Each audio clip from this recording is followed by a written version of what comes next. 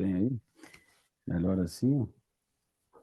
Boa tarde, senhoras e senhores. Sejam bem-vindos à teleconferência da Jalles, durante a qual serão discutidos os resultados do primeiro trimestre da safra 2025 e 26. Este evento está sendo gravado e conta com tradução simultânea para o inglês. Ambas as gravações estarão disponíveis no website da empresa, no endereço ri.jales.com. Todos os participantes estão conectados apenas como ouvintes, e ao final da apresentação será aberta a sessão de perguntas e respostas, quando serão dadas as instruções de como participar. Como o tempo deste evento é limitado, eventuais perguntas não respondidas serão endereçadas posteriormente pela área de RI da companhia. O release de resultados e a apresentação do primeiro trimestre da safra 2025 e 26 também podem ser acessados no site de Relações com Investidores da companhia e da CVM. Antes de prosseguir, gostaria de esclarecer que eventuais declarações que possam ser feitas durante esta videoconferência relativas às perspectivas dos negócios constituem-se em previsões baseadas nas atuais expectativas da administração. Essas expectativas estão sujeitas a mudanças em função das condições macroeconômicas, riscos de mercado e outros fatores. Conosco hoje, conduzindo a videoconferência, está o Sr. Rodrigo Pena de Siqueira, diretor financeiro e de Relações com Investidores. Agora, gostaria de passar a palavra ao Sr. Rodrigo. Por favor, Sr. Rodrigo, pode prosseguir.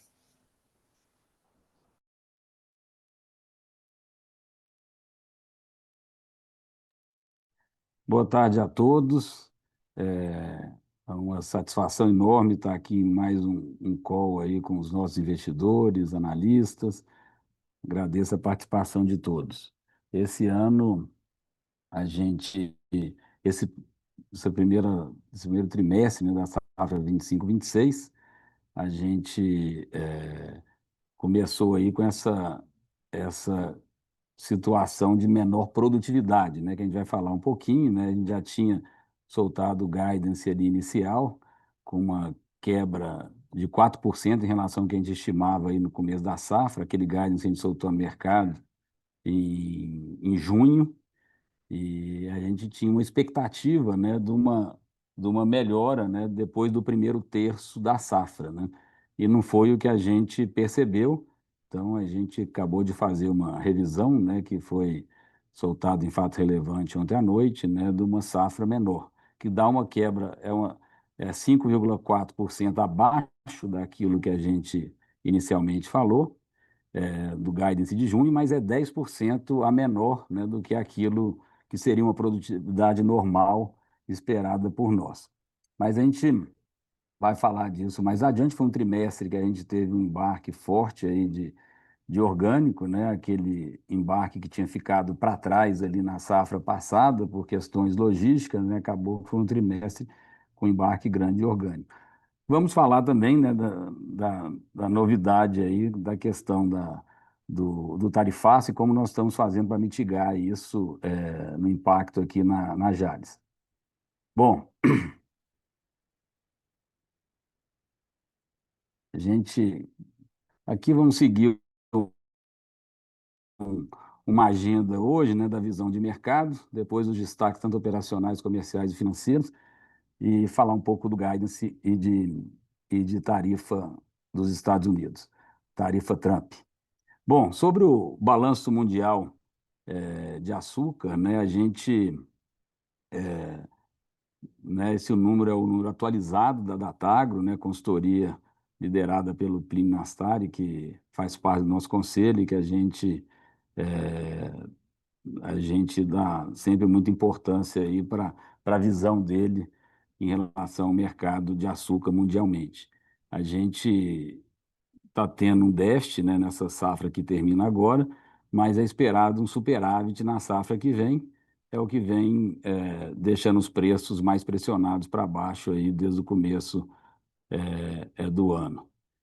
E o que está fazendo, né? A gente sair de um déficit, né, de 5,5 do balanço mundial da safra 24-25 termina em setembro para 0,8 de superávit na 25-26, é exatamente a expansão de produção, né, da Índia, que teve uma quebra de safra no passado e vai para quase 32 milhões, né, 21% de aumento. Tailândia, que está aumentando 1 milhão de toneladas. União Europeia reduz 1,3, mas Brasil também tem essa previsão de subir 1,1 milhões de toneladas. Agora, a Datagro continua com uma moagem de 606 milhões, ela reduziu um pouco a TR para o Centro-Sul, mas se tiver acontecendo o que a gente está vendo aqui na nossa safra, né, dessa não recuperação da produtividade, é bem provável que a moagem do Centro-Sul possa ser reduzida aí pela frente, né?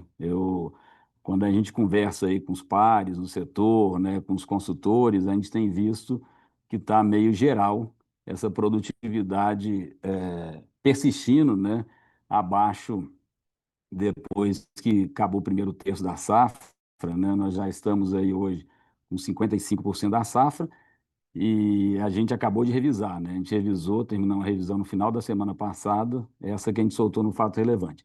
Então, aqui Brasil, né, Centro-Sul, a gente acha que possa ser que venha a ter uma redução dessa moagem, dessa produção de açúcar de 41,3 milhões de toneladas. O balanço, a relação estoque-consumo vai continuar baixa, né? Não é uma relação, se a gente pegar aí da histórica desde 13 e 14, é dos níveis mais baixos e a gente acha que não tem muito espaço para baixa. Talvez hoje a tendência, né, cenário Brasil, é até mais de uma estabilidade para alta nesses preços, né? Bom, já a oferta, o balanço de oferta de etanol no Centro-Sul, a gente vai produzir, enquanto ano passado nós produzimos 34,9 bilhões de litros, o etanol de cana, existe uma expectativa de reduzir aí 3,2 bilhões de litros na oferta de etanol de cana, por quê? Uma safra menor e parte desse etanol está virando açúcar, né, num mix mais açucareiro que nós estamos tendo esse ano. O etanol de milho deve adicionar praticamente 2 bilhões de litros no mercado. Então, a produção da 24, 25, a gente estima em 33,7 bilhões de litros. Como nós temos um crescimento do ciclo Otto, né, que ele cresce muito parecido com o crescimento do PIB, de 700 milhões de litros, e começou o aumento da mistura agora em agosto, né, do anido na gasolina, o E30, que vai também de agosto até março aumentar a demanda em 746 milhões de litros. Então, quando a gente vem para uma disponibilidade ajustada, né, com o crescimento do ciclo Otto, para comparar com o ano passado, é uma redução de 2,6 bilhões de litros na oferta, 7,5% a menos de oferta. Então, continua aquele mesmo cenário que a gente falou no último call, né?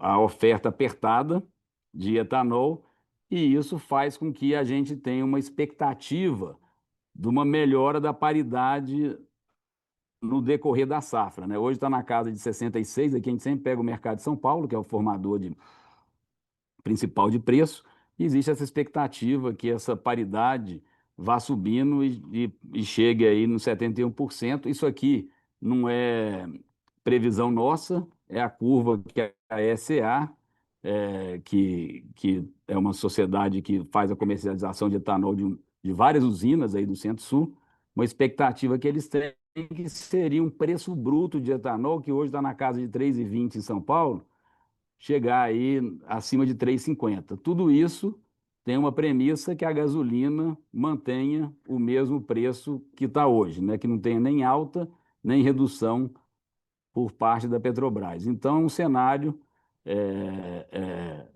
construtivo aí para o etanol durante o ano. Aqui, para finalizar a visão de mercado, a gente até quis trazer aqui para esse call um benchmark feito pelo CTC. O CTC, nesse benchmark, ele tem a amostragem dele são de 175 usinas no Centro-Sul, em Goiás 19 e Minas 22 unidades. Então, é uma amostragem bem ampla, né, que mostra bem o que está acontecendo aí em termos de produtividade no Centro-Sul. Então, quando a gente olha aqui, em Goiás, essa amostragem do CTC também de abril a junho, né? Isso aqui nós estamos considerando essa amostragem do CTC de abril a junho, que é a mesmo número da Jales. Então, o ATR produto em Goiás está caindo em média 3,9% nesse ano em relação ao ano passado. A, a Otávio Lage, a unidade Otávio Lage, a unidade Jales, está caindo 2,2%. Então, uma queda menor de ATR do que o que está acontecendo no estado de Goiás. Quando a gente vai para o TCH, enquanto Goiás está caindo 14%, Jales e UOL 12%. Então, eu vou comentar um pouco adiante. é, Isso aqui está mais intenso na Jales, era para a gente ter amortecido mais esse. A gente sempre fala, né? Uma das vantagens que a Jales tem diferenciais é a nossa irrigação e que sempre consegue amortecer um pouco aí a nossa o impacto, né, dos eventos climáticos, né? E, e na Jales, eu já vou até antecipar aqui o que a gente ia comentar um pouco à frente, ela está tendo um impacto maior de produtividade, porque metade do canavial da unidade Jales é orgânico e teve uma tempestade perfeita para o orgânico ano passado, né? O orgânico, a gente não pode usar nada químico, né, para combater mato, ervas, no canavial. E o ano passado teve uma seca grande, e depois teve uma sequência de chuva em outubro, novembro e dezembro, que não deu chance para entrar para controlar mato de forma mecânica e manual, que é como a gente controla o mato e ervas no canavial orgânico. O que aconteceu? Teve uma mato competição e atrapalhou o desenvolvimento do canavial orgânico, então está tendo um impacto maior de produtividade na Jales. Quando a gente vai para Minas Gerais,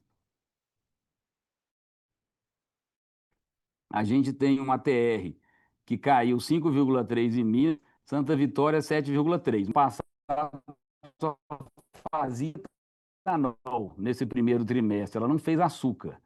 E o ATR produto, o que acontece com o ATR produto? O ATR produto, vamos falar, quando você faz só etanol, ele acaba sendo privilegiado, né? A conversão do produto etanol em ATR, ele acaba melhorando quando você faz etanol. Então, o ATR Campo, que é o ATR que vem do campo, só caiu 1,5 em Santa Vitória. Mas, como a gente faz o ATR produto, deu 7, mas tem um efeito aqui do mix. O mix mais açucareiro impacta no ATR produto. E o TCH de Minas está tendo um impacto aí de 19,7% nesse primeiro trimestre e a gente teve 0,9% melhor que o ano passado. Então, indo aqui para os destaques operacionais da empresa, nós fizemos uma área colhida muito semelhante ao ano passado, 2% a menos, mas uma moagem de 10% a menos, por causa da produtividade. A gente não moeu mais, porque é, reduziu nossa velocidade de moagem, né? Nós tínhamos que ficar mais tempo parado. E isso também é um ponto que a gente vai falar adiante que impacta sempre no custo, né, da cana, porque você dilui, da cana não, do produto, que se dilui menos o custo fixo da empresa. TCH caiu 8,4% ano contra ano, de 91 para 83,4%, e aqui é um outro componente que impacta em custo, né? Porque a matéria-prima, cana, depende, o TCH dela aumenta o custo da cana, e se ela tiver com a TR mais baixo, também você produz menos açúcar e etanol com essa mesma cana. Então, moagem, uma menor velocidade de moagem, somada com TCH mais baixo, um ATR mais baixo, foram ingredientes aí que fez a gente ter um custo maior nesse primeiro trimestre. Aqui é o TCH por unidade, não vou entrar em detalhe. Quando a gente vem para os destaques operacionais aqui ainda, né, o tonelada de ATR por hectare caiu 12%, que impacta diretamente aí no custo. O ATR médio 2,9% a menos. Só para comentar, né? Lá eu falei de Minas e Goiás. Quando a gente olha os dados do CTC para o Centro-Sul inteiro, de abril a junho, teve uma quebra de TCH de 11% e de 4,7% de ATR, né? Quando a gente olha o Centro-Sul como um todo. Mix de produção, a gente evoluiu, porque Santa Vitória já tinha fábrica de açúcar desde o início dessa safra, está produzindo aquilo que a gente esperava, né? Então está rodando muito bem esse ano. E aqui a gente vai deixar de fazer o mix, vou falar também de um assunto em relação ao guidance lá na frente, nós vamos fazer um mix menor que a gente faria, por quê? Hoje, na unidade Jales, quando ela está fazendo açúcar convencional, a gente está o etanol anidro está remunerando mais do que o açúcar convencional no mercado spot. Então, como a gente tem hedge só financeiro, vale a pena a gente deixar de fazer o açúcar e fazer o etanol anidro e também vai desmontando as posições aí do hedge feito. Então, a gente vai acabar que na unidade Jales nós não vamos fazer o mix ali na casa de 60, como a gente imaginou no início, porque nós estamos privilegiando o etanol anidro durante a moagem de cana convencional. Idade média do canavial, 2,6 anos nesse trimestre. É, sobre preços de açúcar e etanol, que eu vou falar rapidamente aqui, né? Nós tivemos um preço médio de açúcar acima do ano passado. Aqui, o açúcar convencional ele caiu um pouco, mas como a gente teve um mix maior de açúcar orgânico nesse primeiro trimestre, a gente conseguiu ter um preço médio melhor que a mesma época do ano passado. E quando a gente vai para o etanol, a gente teve um acréscimo aqui, ano contra ano, de 15,9% no preço. Os volumes também foram maiores em ambos os anos aqui. A gente já comercializou 67% do ATR produzido nesse primeiro trimestre, né, de tudo aquele ATR equivalente que a gente produziu, somando açúcar e etanol, já comercializou 67%, e dessa comercialização, 40,4% do mix comercializado foi de açúcar. Estoque de etanol está baixo, muito em função que Santa Vitória agora faz açúcar, né? Não faz 100% de etanol como no passado. O estoque de açúcar mais alto, também muito em função que Santa Vitória agora tem açúcar e não tinha no ano anterior. EBIT ajustado, né? Nós tivemos aí 3,8% contra 16,8%. Aqui nós estamos tendo também uma liquidação de hedge de açúcar positiva, né? Que fica abaixo ali fica lá na linha do financeiro, né? Que isso aqui estaria um pouquinho acima, né? Se a gente fizesse esse ajuste aí com os hedges de commodity liquidados. O EBITDA ajustado foi 53,4 e o lucro líquido foi negativo em 14 milhões. Né? Tivemos um prejuízo de 14 milhões no trimestre. Falando um pouco aqui da conta financeira, né, a gente teve uma variação positiva de marcação a mercado dos derivativos, tanto câmbio, indexador de juros e açúcar, muito em função dessa redução, né, dos preços, né? O preço de mercado caiu, né, e nosso preço fixado está aqui em cima, então isso fez um impacto. E na parte indexador foi o fechamento das curvas de juros, né?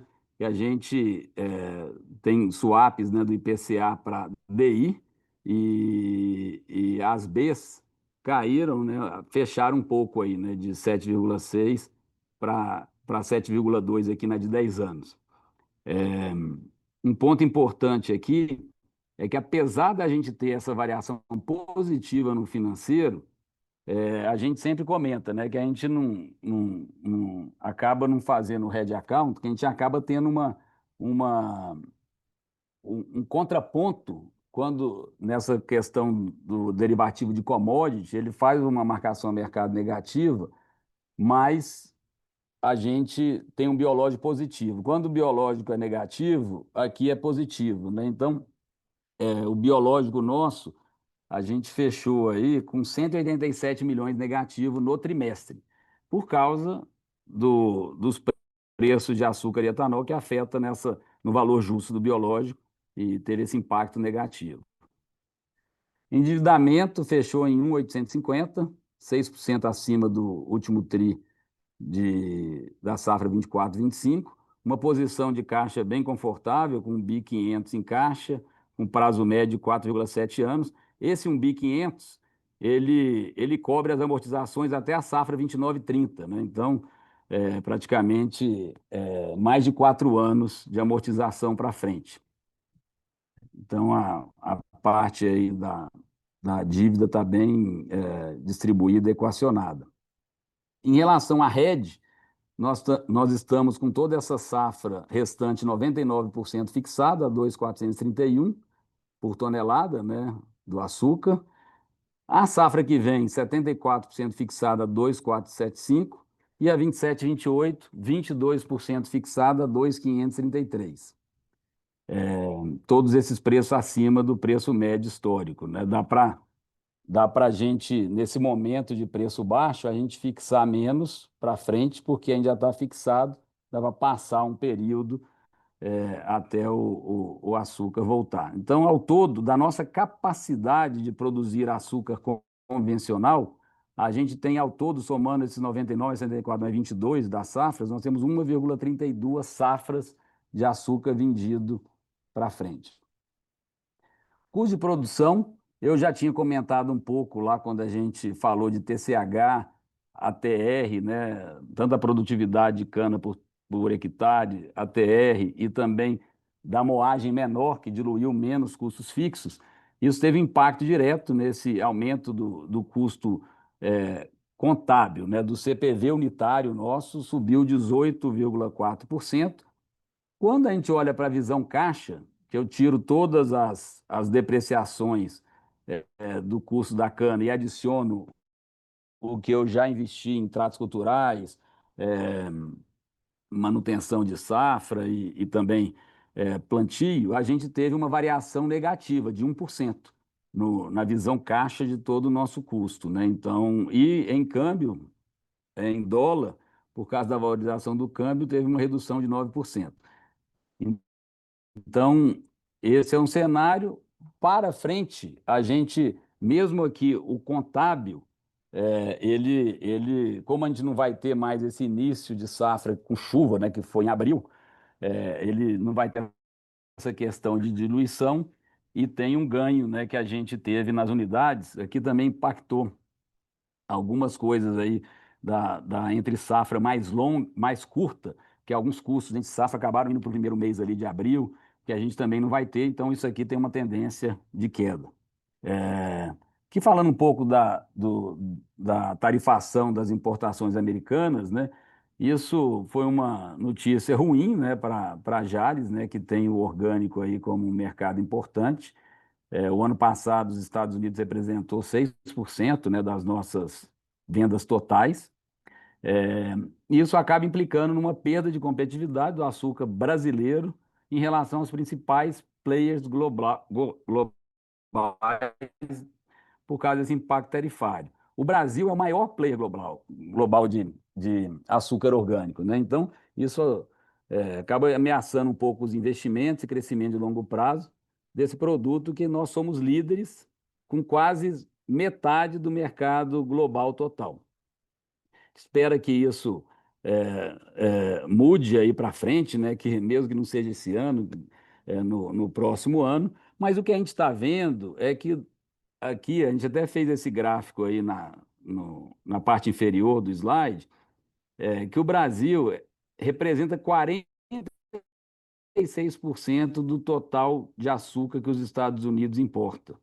E ele não tem onde buscar esse açúcar se não for no Brasil, só se faltar na prateleira e nas indústrias, né, de doces, chocolates, refrigerantes, todo mundo que compra esse açúcar orgânico para lá deixar de ter esse produto. E o mercado já estava enxuto, tanto que o mercado orgânico estava com uma tendência de subir, ao contrário do convencional, né? Mais uma vantagem aí da gente participar desse mercado de orgânico, ele não tem correlação nenhuma com o preço do açúcar convencional. Ele estava até subindo. Então o mercado está enxuto, não tem de onde buscar esse açúcar, e o que a gente tem visto é que os clientes têm mantido as compras mesmo tendo essa tarifa toda para pagar. Claro que a longo prazo isso é ruim porque vai ter um incentivo muito grande para os demais players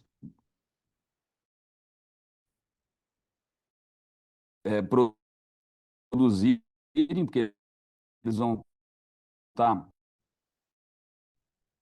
uma margem muito maior e muito que isso mude, né, para frente, que vai ser provisório isso.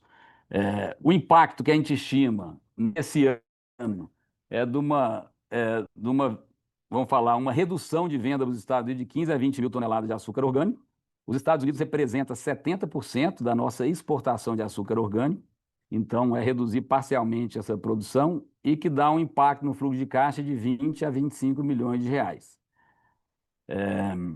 Bom, aqui falando do guidance, que eu já antecipei, mas aqui só para concluir, né? A gente reduziu em 5,4% a expectativa de produção para esse ano em relação ao guidance anterior. Mas, como eu disse inicialmente, isso é 10% a menos do que a nossa orçamento inicial para o início de safra, que era de quase 8,3 milhões de toneladas, 8 milhões e 270. Então, isso é um impacto importante, né, na receita e no fluxo de caixa da empresa. Isso daria, da nossa capacidade instalada, a gente faria só 83,5% esse ano. Uma produtividade de 80, 79,8 nas 3 unidades e um ATR médio de 137,7, também caindo 1,6%, seguindo um pouco dessa tendência do Centro-Sul, Goiás e Minas, mas com menor intensidade, como a gente disse. E o açúcar? Por que que a gente está com açúcar com um mix abaixo dos 54 que a gente colocou inicialmente? Em função que o etanol anidro, na unidade Jales, está mais vantajoso de se produzir que o açúcar convencional.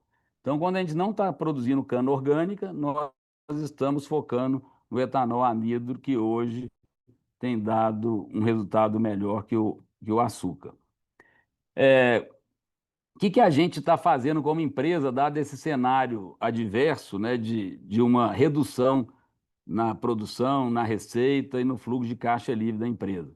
A gente, já naquele guidance que a gente soltou anteriormente, a gente já tinha feito uma redução aí de 40 milhões de reais de CAPEX, que a gente não teria nenhum prejuízo de ficar para frente, e algumas outras questões que a gente melhorou de, de produtividade, por exemplo, no CTT. Nós vamos enxergar um CTT bem mais baixo aí nesses próximos trimestres, que a gente fez uma série de mudanças de conceito e tudo na companhia, e então por isso teria uma troca menor de colhedoras. Então, a gente já tinha reduzido 40 milhões quando a gente soltou o guidance original, e reduzimos mais 51 milhões entre tratos culturais e CAPEX.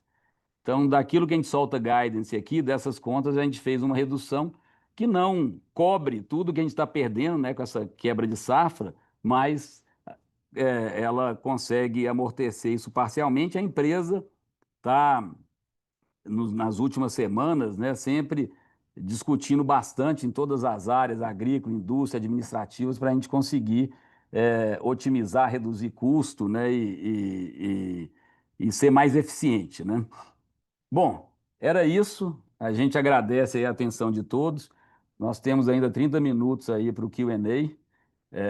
Eu trouxe aqui também, nessa reunião, está com a gente aqui nosso diretor operacional, Joel Soares, né, que vai estar disponível aqui também para as perguntas e respostas no que tange aí a área operacional.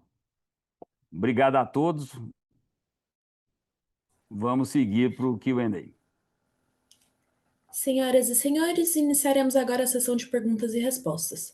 Para fazer uma pergunta, utilize o botão de Q&A do aplicativo, clicando no ícone localizado na parte inferior de sua tela. Caso queira participar por áudio, apenas escreva nesse campo do Q&A que gostaria de fazer uma pergunta e seu microfone será aberto posteriormente quando o seu nome for anunciado. A pergunta pode também ser enviada por escrito, sendo digitada diretamente nesse mesmo campo de Q&A. Caso esteja conectado por telefone, também é possível fazer perguntas. Nesse caso, digite *9 no seu telefone. Após ter seu nome anunciado, você ouvirá um comando para digitar *6, que permitirá abrir seu microfone. Esse comando deverá ser feito apenas uma vez. Nossa primeira pergunta vem do Sr. Gabriel Barra, do Citi. Por favor, Sr. Gabriel, pode prosseguir.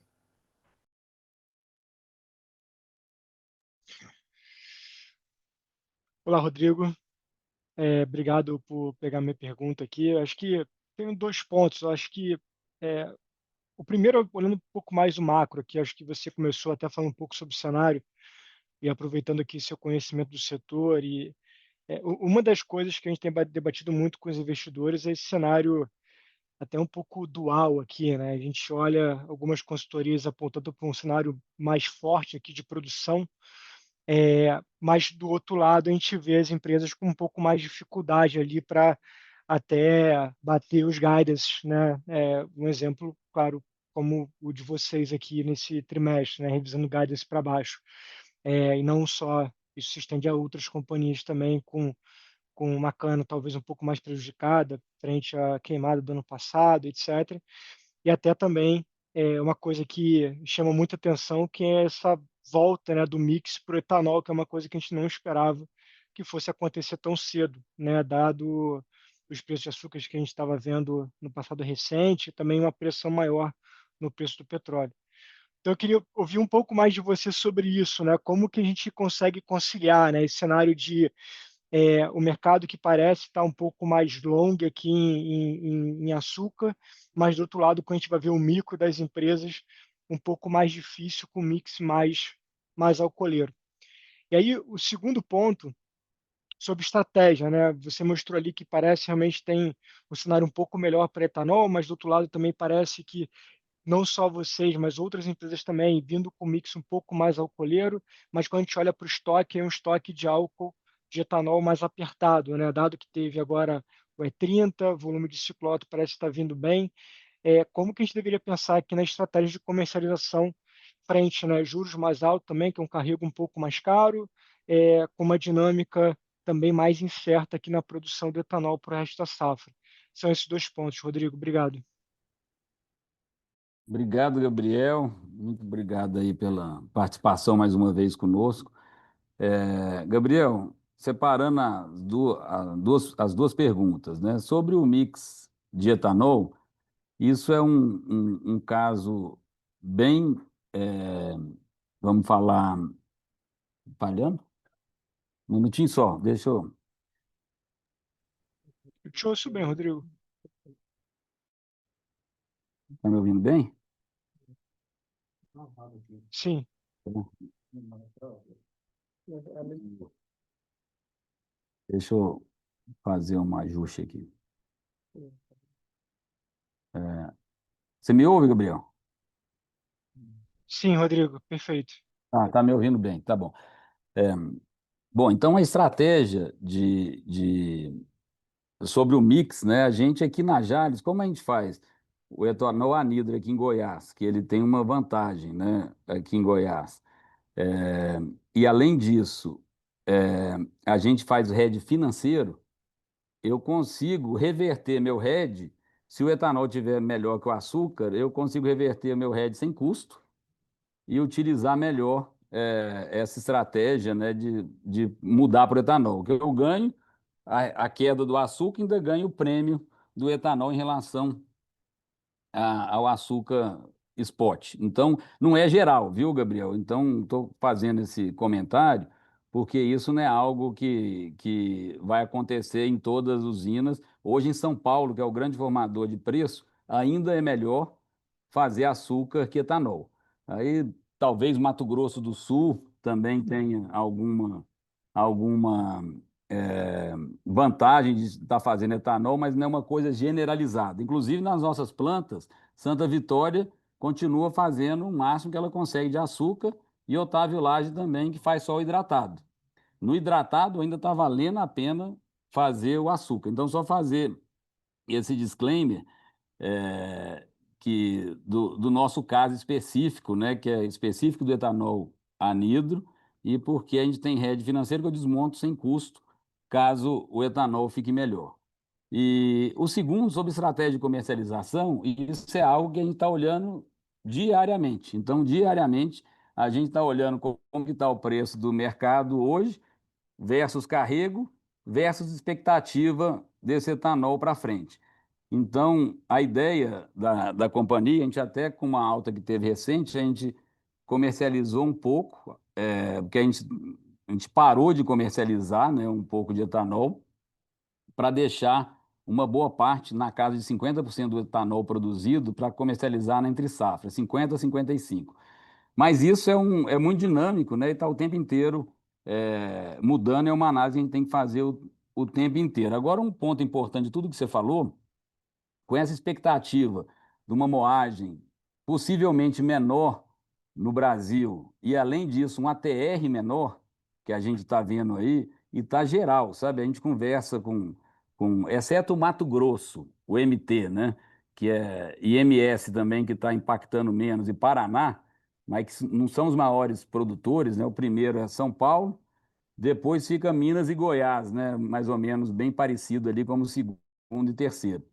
Então, nesses estados está tendo bastante impacto, né? TCH e ATR. Então, pode ser que diminua um pouco a produção do Centro-Sul, e o açúcar, aquilo que eu falei no call, né? A gente acredita que o açúcar tá meio que no seu piso, né? Não estamos enxergando espaço para ele cair e talvez mais chance daqui a pouco de recuperar um pouco com essa tendência aí do mercado brasileiro aí no Centro-Sul. Não sei se consegui responder tudo, Gabriel, mas caso não, por favor, pode falar suas dúvidas. Não, tá super claro, Rodrigo. Muito obrigado. Obrigado, Gabriel. Nossa próxima pergunta vem do senhor Henrique Brustolin, do Bradesco BBI. Por favor, senhor Henrique, pode prosseguir. Boa tarde, Rodrigo, Joel. Bom falar com vocês.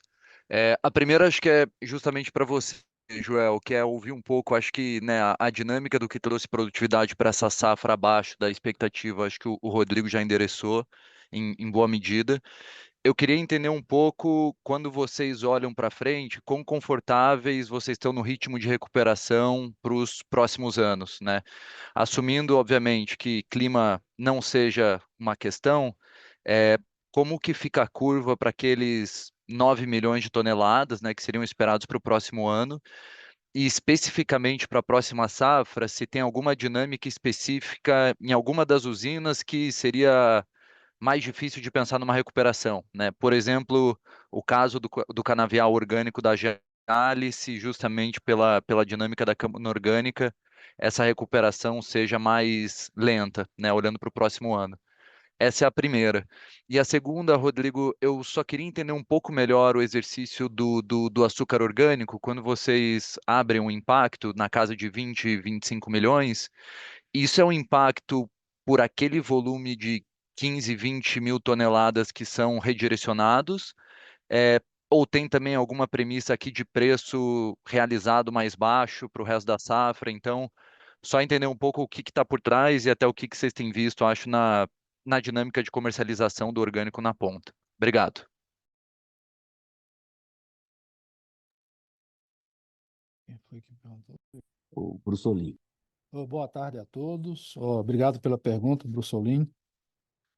Bom, realmente esse ano nós fomos, todo o setor, eu acredito, o Rodrigo bem explicou já, que a gente foi surpreendido, né, com essas questões climáticas, de em algum momento excesso de chuva com baixa luminosidade, um pouco temperatura média mais alta, depois no fim do ciclo de fevereiro, março, uma seca intensa, né? Então, para nós, o que vale muito, a gente costuma falar que é a distribuição, né? Distribuição de chuva e uma questão climática mais equilibrada entre umidade, temperatura e etc., né? Mas foi o que aconteceu para todos nós. Mas para a próxima safra, esse retorno, né, que a gente, de recuperação que a gente imagina, claro que nós temos cada vez mais investido em tecnologias diferenciadas, como variedades mais resistentes, que isso é para médio e longo prazo.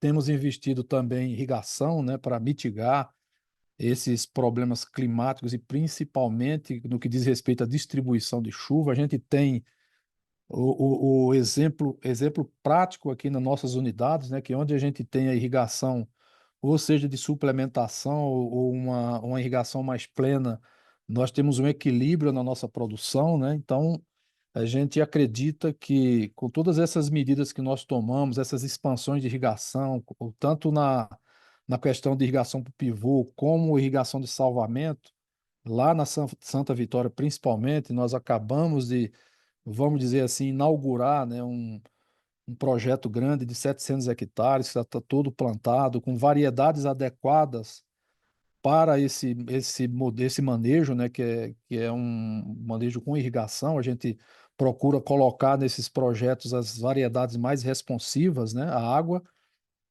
Em falando aqui da cana orgânica, né, nós temos toda a estrutura, né, como o Rodrigo bem explicou, a gente faz um trato cultural basicamente mecânico nessas áreas, né?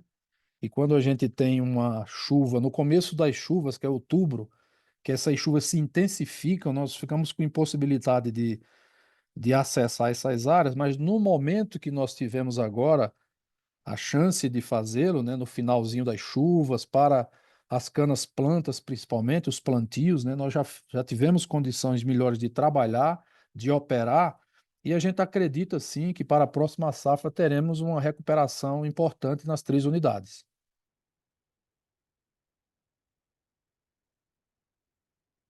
Bom, obrigado, Joel, pela resposta aí, Brustolin. Se ficar alguma dúvida depois, você pode falar, levanta, dá o grito. Falando um pouco do impacto do orgânico, né? O orgânico, esse range que a gente falou de 20 a 25 milhões, é para essa faixa de 15 a 20 mil toneladas a menos de venda de orgânico, eu vou redirecionar para açúcar cristal e etanol anidro, né? Maximizando o mix de etanol anidro no momento atual, como a gente comentou, caso a gente não venda. Mas a boa notícia é que a gente até teve uma notícia hoje, né, que os clientes estão mantendo as compras, né? A gente não vai ter um crescimento que a gente imaginava, talvez uma redução abaixo dessa que a gente comentou, porque é muito difícil estimar, né, Brussolin? Porque é uma mudança tão radical de repente, né, que ainda está tendo esses desdobramentos, né? E pode ser que daqui a pouco também mude esse 50, volte, né? Então tem muita água para passar debaixo da ponte, né? Mas esse impacto aí seria desse volume de 15 a 20 mil toneladas, que é a redução do prêmio que eu teria no orgânico em relação aos outros produtos, né? E um orgânico que a gente já fez todo o trabalho nessa cana orgânica, né? Tá tendo esse impacto desse ano com uma produtividade menor, que é uma pena direcioná-la, né, para um produto de menor valor agregado. Por isso que dá esse impacto.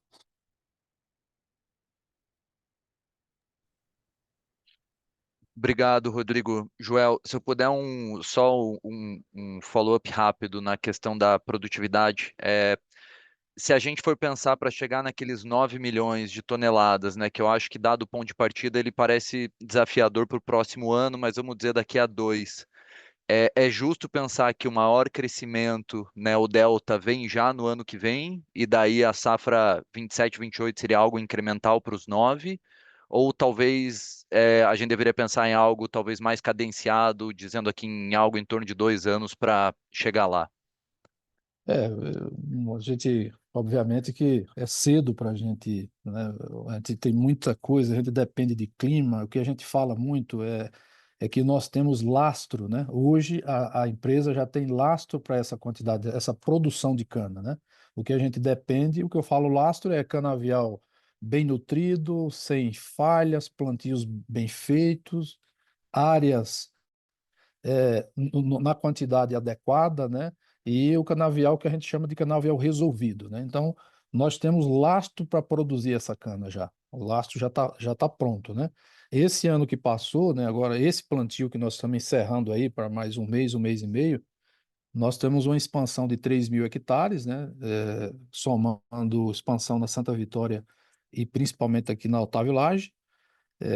E temos uma condição de, nos próximos 2 anos, a gente voltar, né, com essa a rampa de crescimento e com essas ações a gente ter aí uma possibilidade de encher essas plantas, né? Esse é o caminho que nós estamos seguindo, é o trabalho que nós estamos fazendo e repetindo, né? O lastro para isso nós já temos, né?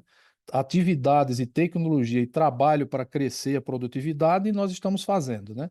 Agora, claro que a gente, de uma forma geral, a gente depende muito de um equilíbrio climático, né? Todo o nosso setor, para que a gente venha atingir esse número com uma velocidade maior. Mas o que a gente pensa é nesse prazo aí que você falou. Tá excelente, Joel, Rodrigo. Muito obrigado. Obrigado, Henrique.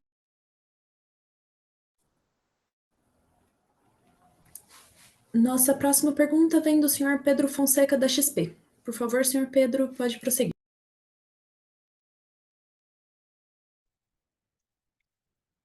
Boa tarde, Rodrigo. Boa tarde, Joel. Bom poder falar contigo novamente. A minha primeira pergunta é em relação àquele slide, Rodrigo, no qual você faz a comparação ali das usinas com os dados do CTC, né? Slide bem bacana, assim, bem legal. Eu queria só pegar com vocês qual que é a data de corte ali, né? Qual o período que a gente está olhando naquela foto no qual você compara a performance das usinas com os dados que o CTC mostra. E aí, só para ter certeza que eu entendi corretamente, da revisão do guidance, a queda do mix de açúcar, ela está 100% relacionada ao que você comentou dos retornos do etanol anidro na usina Jales Machado estarem maiores do que o açúcar convencional. Só queria confirmar isso, Rodrigo. Ou se tem algum efeito de uma menor cristalização, né? Uma cristalização abaixo do que se esperava inicialmente. Eu só queria confirmar esse ponto.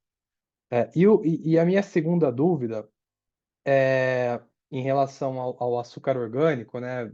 Você comentou ali, Rodrigo, também, naquele slide muito bacana, destacando a dependência dos Estados Unidos em relação ao açúcar orgânico do Brasil, né? Existe essa esperança do setor de que essas tarifas podem ser renegociadas. Ao mesmo tempo, a gente tem essa questão que você também comentou, Rodrigo, do retorno do etanol anidro. Tá bom. O CAPEX, né, ali do açúcar orgânico demanda mais um pouco. Aí eu queria só entender até que ponto faz sentido continuar com os investimentos que a companhia tem, com a expectativa de mix para açúcar orgânico, ou eventualmente já começar a pensar em shiftar um pouco da cana, talvez diminuir um pouco as expectativas de açúcar orgânico, considerando também, né, como a gente sabe aqui, o perfil perene dessa cultura, assim, só para entender um pouco, talvez até que momento seria possível pensar em diminuir um pouco a aposta aí no orgânico. Essas são minhas perguntas. Obrigado. Obrigado, Pedro. Obrigado aí por estar junto aí mais uma vez. Pedro, sobre a base de comparação, na hora que eu estava passando o slide, acho que eu comentei meio rápido, mas é tudo abril a junho. Como a gente divulgou os dados do primeiro TRI, então ali nós trouxemos nossos dados desse primeiro TRI comparado com o CTC primeiro TRI. Então, essa é a data, a base de comparação. Sobre o mix de açúcar, vamos falar, não estamos tendo nenhum problema de cristalização. Santa Vitória e Otávio Lage trabalhando naquilo que a gente estipulou para a safra, né? Então, Santa Vitória, como é a primeira safra completa da fábrica de açúcar, então ela tem entregue aquilo que foi investido, né? Inclusive, já a gente tinha batido o recorde umas 2 semanas atrás, com 20.200 sacas no dia, que a capacidade nominal dela é 20 mil. O investimento foi feito. Essa semana já bateu 20.600, Joel, 20.400. 20.400 e pouco, já teve mais. Então, assim, já está performando muito bem. A equipe lá fez um bom trabalho lá da indústria na Santa Vitória, né, para isso acontecer. Então, o Otávio Lage também. Já Jales Machado, a gente tem feito esse trabalho quando está moendo cana convencional. Cana orgânica, a gente continua focando no açúcar orgânico. E sobre o outro ponto, né, dependência do Brasil com os Estados Unidos, se vale a pena shiftar alguma produção já de orgânico para convencional. Quando a gente fala dos Estados Unidos, hoje, assim, em linhas gerais, a Jalles tem 20% do mercado dela de açúcar orgânico mercado interno e 80% mercado externo. Dos 80% do mercado externo, 70% é Estados Unidos, né? Então, vamos falar assim, do total do nosso mercado orgânico, é um pouquinho acima de 50% é o mercado americano. Então, só que a gente não acha que é momento, né, de tomar nenhuma decisão ainda, porque se existe alguém imprevisível, né, acho que é o Trump. Então, então acho que tem muita coisa que pode acontecer. A gente sabe que tem uma questão política, de ideologia também diferentes entre os dois países. O ano que vem nós temos eleição aqui no Brasil, né? E aquilo que eu comentei, né? A curto prazo, eles não têm de onde tirar esse açúcar. O Brasil produz 50%, quase 50% do açúcar orgânico global. É feito aqui no Brasil. Então, os Estados Unidos, a gente representa, né, aquele percentual ali de a metade do que os Estados Unidos importa. Então, eles não tem como, a não ser que tenha um desabastecimento do produto ou troca. E outro ponto importante, Pedro, nessa questão é o seguinte: quando a gente vê o açúcar em si, ele vai ter um impacto direto da tarifa, né? Vamos falar, vai subir, como o produto, né, todo o custo, né, tem logística, tem tudo, vamos falar que subiu de 10 para 50, que é 40%, o açúcar lá no consumidor final, vamos falar que ele chegue 30% mais caro. Só que quando você vai para um produto, vamos falar assim, um refrigerante, ou, ou um doce, um chocolate, esses 30% representam, às vezes, 10%, 15%, ou até menos no custo do produto. Então, aquele custo vai subir 3, 4, 5%, né, com essa tarifa. O problema é a gente perder competitividade ao longo do tempo, porque você imagina, o que eu estou pagando de tarifa no meu produto, se ele comprar um produto da Colômbia, a Colômbia vai receber esses 40% no preço dela, enquanto for necessário o Brasil. Então ela vai ter um incentivo muito grande de aumentar a produção, né? Quem não está com essas tarifas diferentes. Quando o Trump fez os 10% que foi para todo mundo, não afetou em nada a gente, né? Porque aquilo foi para todo mundo. O problema é a tarifa diferencial. Mas, resumindo, né? A gente não vai fazer nenhuma mudança de estratégia. O que a gente faz, por exemplo, se a gente perceber, a gente tem a colheita de orgânico em 3 etapas durante a safra. Já foi feito 2 etapas. Na terceira etapa, à medida que a gente for tendo as confirmações dos clientes, né, que estão mantendo, a gente pode ser que lá no final, ó, essa cana orgânica, eu vou produzir um pedacinho e já vou produzir etanol anidro e açúcar convencional, nem produzo o orgânico. Tem o custo que eu já gastei lá no canavial, né, toda a estrutura que a gente tem comercial, de certificações e tudo que a gente tem que ficaria desperdiçado, né? Mas vamos acreditar aí que a racionalidade, uma hora ela volta. Mas obrigado, Pedro. Obrigado, Rodrigo. Super claro. Nossa próxima pergunta vem do senhor Matheus Enfeld, do UBS. Por favor, senhor Matheus, pode prosseguir. Opa, boa tarde, Rodrigo, Joel, time Jales. Obrigado pelo tempo. Eu tenho duas aqui. A primeira em SG&A, se tiver a dinâmica desse trimestre de exportar via Breakbook, eu queria entender assim como é que vocês enxergam essa estratégia daqui para frente, e o impacto líquido dessa operação quando a gente pensa talvez net em margem EBITDA dessa escolha comercial. Se tem uma compensação em receita com a SG&A mais alto, assim, como é que a gente pode pensar essa rota de exportação daqui para frente?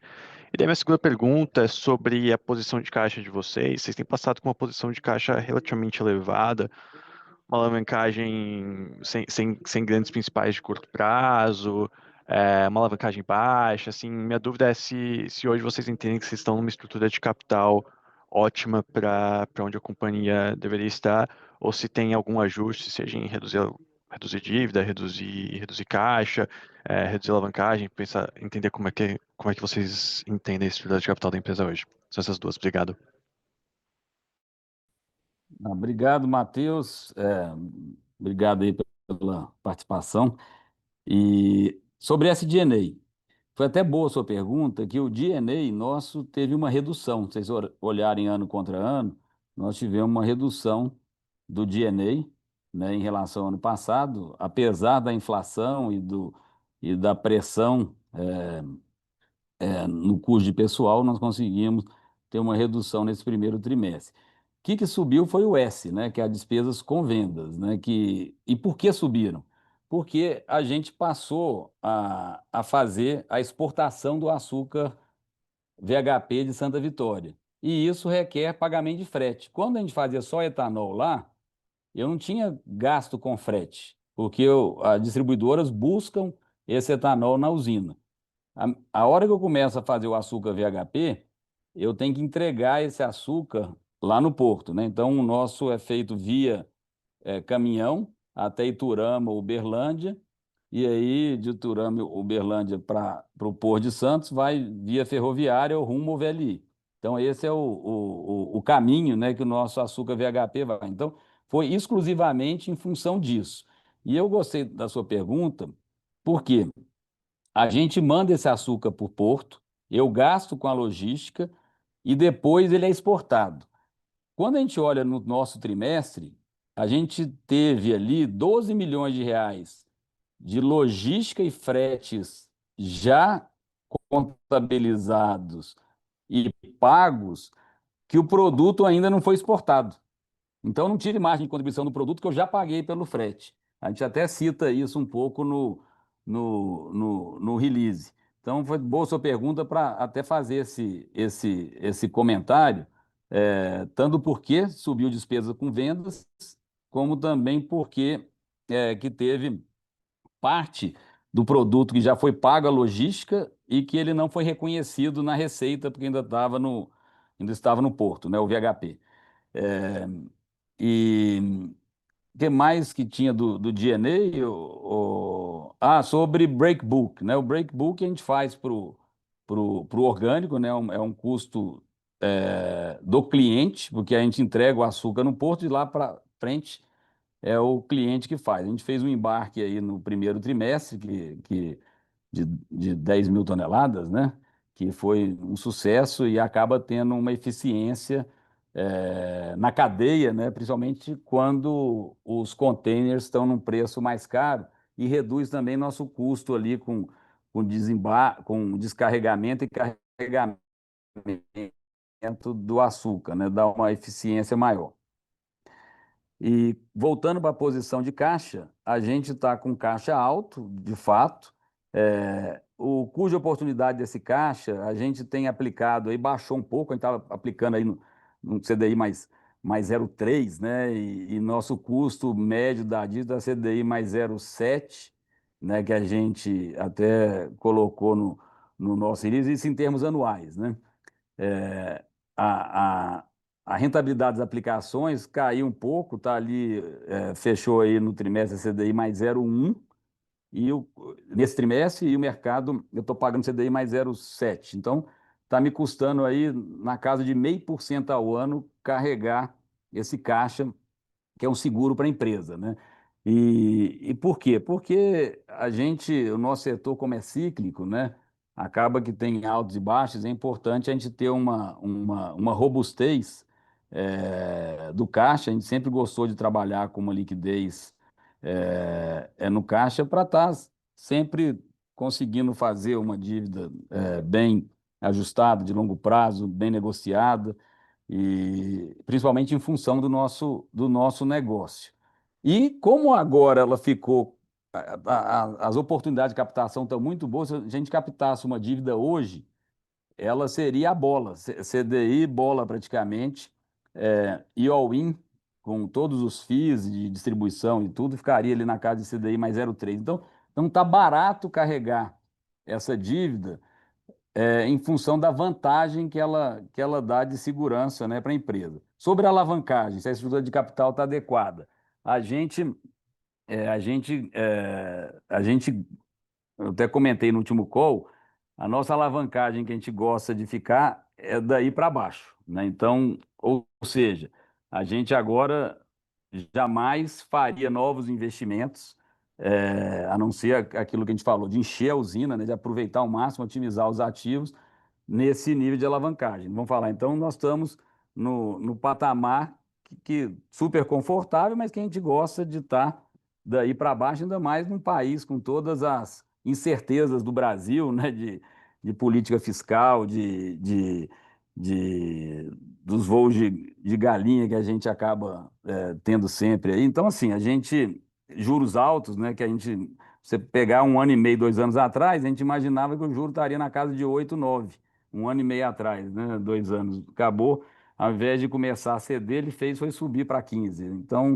É, então é daí para baixo, Matheus. Perfeito, obrigado, Rodrigo. Obrigado você. Nossa próxima pergunta vem do senhor Guilherme Gutilha, do BTG. Por favor, senhor Guilherme, pode prosseguir. Fala, Rodrigo. Fala, Joel. Tudo bem? Boa tarde. Uma pergunta só rápida aqui do nosso lado. Queria entender como que vocês estão esperando a evolução do custo unitário caixa agora para essa safra, por favor, já que vocês mudaram um pouquinho o guidance, colocando uma moagem um pouco menor. Então, eu queria entender como que vocês esperam essa evolução agora no contra ano para o resto dessa safra, por favor. Ô Gutila, obrigado aí pela pergunta. A gente não soltou guidance em relação a custo, mas vou te dar só um norte, né? Sem a quebra de safra, a gente estava tendo um pouco de aumento, inflação, às vezes inflação mais uma coisinha na questão de custo de pessoal, mas nos demais custos a gente estava conseguindo uma redução, insumos, vamos falar, fertilizantes, defensivos, óleo diesel, tudo abaixo do que a gente tinha aí previsto. Então, a gente estava indo para uma estabilidade aí nos custos de ano contra ano. Só quando quebra a produtividade, 75% do custo nosso é cana. E a cana, toda a amortização, falando um pouco aqui de CPV, né? Toda a amortização do custo dela vem do trato cultural, do plantio que eu fiz para trás, e manutenção de entre safra também, mesma coisa para trás. Agora, quando a gente vai para o custo caixa, que é esse que eu estou construindo esse ano, ele está mais baixo do que o ano passado, só que a questão do volume de toneladas ser menor, acaba que a gente espera que vai ter um aumento de custo em função da produtividade. Se a produtividade se mantivesse estável, a gente teria de estabilidade ou até uma reduçãozinha dos custos aí para o ano. Então, não sei se eu consegui esclarecer até onde eu posso aqui. Perfeito. Deu sim. Obrigado, Rodrigo. Obrigado. Nossa próxima pergunta vem do senhor Gustavo Troiano, do Itaú BBA. Por favor, senhor Gustavo, pode prosseguir.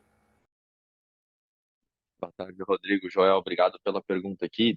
Tem um ponto só que eu queria voltar aqui, Rodrigo, sobre esse tema do açúcar orgânico e as tarifas dos Estados Unidos. Eu acho que no comecinho do call, quando você coloca, né, que se essa situação se estende por mais tempo, o risco de longo prazo é que a gente veja novos entrantes. Eu queria tentar explorar um pouco esse tema aqui. Eu sei que é um cenário, né, difícil de prever no momento que a gente está, dada toda a imprevisibilidade, né, que você já colocou aí dos temas dos Estados Unidos, mas o que é o cenário para vocês aonde a gente começa a ver novos entrantes de outros países, né? Quem seriam esses novos entrantes e quanto tempo a gente precisa ter, né, dessa situação que a gente está vendo hoje para que isso passe a ser viável, né? Mas para entender assim, na tua cabeça, o que é a barreira de entrada para a gente começar a ver esses outros players tomando espaço do Brasil, eventualmente, num cenário mais conservador? É porque chama bastante atenção aqui que, por mais que você tenha uma capacidade, né, de repasse de preço para Estados Unidos, né, pela composição de custo de quem está comprando o teu produto lá na ponta, né, conseguir repassar para o consumidor, isso deveria viabilizar, né, outros entrantes. Então, mas para entender um pouco né? Como é que você qualifica esse risco? Quanto tempo a gente precisa ver e quem seria, né, esse novo entrante nesse caso? Obrigado. Obrigado, Troiano. Assim, os principais entrantes aí são aqueles que já produzem, né, hoje, que seria eh, Colômbia, em primeiro lugar, Argentina e Paraguai. Então, esses três países, né, eles não são grandes produtores de cana-de-açúcar, né? Então, alguns deles não têm nem jeito de aumentar esse volume. E aqueles que têm, a conversão de uma área convencional para orgânica, ela leva para exportar para os Estados Unidos 4 anos. Então, não é rápido, né, para isso acontecer, né? Então, isso demoraria alguns anos e, e seriam esses países, né? Não tem outros países. A gente tinha o mercado europeu, ele é importante para a gente, mas já foi maior, o mercado europeu. E lá eles passaram a produzir um pouco de açúcar orgânico de beterraba. Foi um dos pontos que ele reduziu um pouco a representatividade para o Brasil, porque eles começaram a produzir um açúcar orgânico de beterraba e a Colômbia fez um acordo bilateral com a Europa. Então, enquanto a gente paga 419 euros para entrar 1 tonelada de açúcar orgânico na Europa, a Colômbia fez um acordo bilateral que ela paga nada ou quase nada. Então, ela teve um benefício importante que ela foi pegando, tendo um share maior desse mercado lá na Europa. Mas a questão dos Estados Unidos seria é, é, devagar que aconteceria isso, mas como eu disse, a gente acho que muita coisa pode mudar aí no cenário e a gente o que tem fazer é aumentar a nossa participação na própria Europa, na Ásia, no mercado interno, que a gente está crescendo também no varejo, né? A gente já é a segunda marca, né? Não sei se eu cheguei a comentar aí no último call, mas hoje no varejo de açúcar orgânico no Brasil, a segunda marca era a Camil, né? No açúcar União orgânico, hoje é o Itajá e Laterre, né? Que, que ainda estão atrás só do açúcar orgânico da Native, né? Então a gente é um mercado menor, mas ele está crescendo. Ele está crescendo todo ano. Para a indústria também, o açúcar orgânico tem crescido para fazer açaí orgânico, doces orgânicos. Então, vamos fazer isso e os Estados Unidos a gente acredita que vai reverter mais na frente, né? Obrigado, Rodrigo, super claro. Obrigado você, Troiano. Prazer tê-lo aqui participando conosco, viu? Obrigado. Com licença, não havendo mais perguntas, eu gostaria de passar a palavra ao Sr. Rodrigo para as considerações finais. Por favor, Sr. Rodrigo, pode prosseguir. Boa tarde, queria agradecer a Amanda aí pela condução do call, agradecer a todos os participantes aí, os nossos investidores. A gente queria estar trazendo notícias melhores, né? Mas vamos falar, nosso negócio depende um pouco da natureza, do clima, e infelizmente às vezes tem surpresas positivas e às vezes tem que o clima ajuda e tem vezes que ele não ajuda, né? Então, agradecer a participação de toda a empresa, está fazendo o dever de casa, né, para tentar, ao máximo, mitigar esse impacto no fluxo de caixa que nós temos com essa redução de moagem. E agradecer aqui nosso time de RI, o Natal, Jaqueline, que trabalharam aí bastante, time financeiro, né, para fazer aí todo o material do trimestre e o call de resultados. Obrigado a todos, uma boa tarde. A teleconferência do primeiro Amanda. trimestre de 2025 e Ô, Amanda, 26 da Jalles está... Oi, Amanda, perdão? o Joel vai se despedir aqui Oi. também. Eu só queria reforçar o que o Rodrigo já falou, né? Nós estamos firmes, propósito e dedicação, né, na otimização dos processos, redução de custo, de OPEX, de CAPEX, né? sem, obviamente, comprometer o bom andamento da companhia, né? E estamos à disposição e agradecidos aí pela presença de todos. Muito obrigado. A teleconferência do primeiro trimestre de 2025-26 da Jalles está encerrada. Agradecemos a participação de todos. Tenha uma boa tarde. Muito obrigada.